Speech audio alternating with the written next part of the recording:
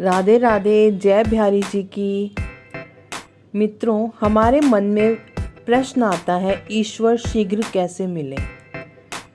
आइए इसे एक कहानी से समझते हैं। एक राजा महल की छत पर यही प्रश्न सोच रहा था। उसने देखा नीचे एक संत अपनी ही धुन में मगन चलते जा रहे हैं। उसे महसूस हुआ कि उनको देखकर लगता है कि वे आनंद से भरपूर हैं, किसी के प्रति कोई राग द्वेष नहीं है। राजा ने सेवकों से कहा, इन्हें तत्काल मेरे सामने लाओ। सेवकों ने महल के ऊपर से ही रस्सी डालकर उन्हें ऊपर खींच लिया। राजा ने इस प्रकार लाने पर संत से क्षमा मांगी। संत ने पूछा, ऐसी क्या शीघ्रता थी? राजा ने कहा, मेरा प्रश्न है, ईश्वर शीघ्र कैसे मिले?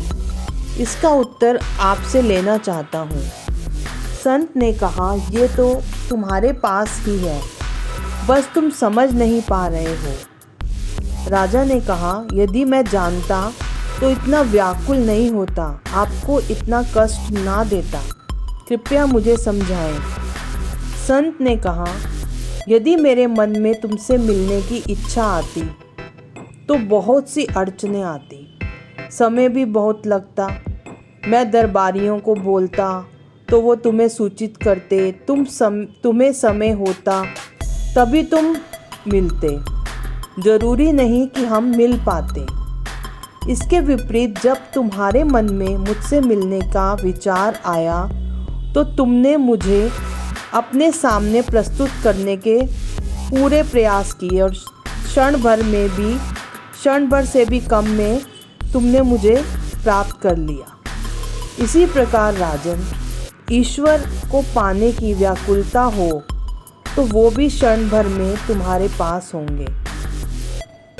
राजा ने पूछा, परंतु ईश्वर के मन में हमसे मिलने का विचार कैसे आए?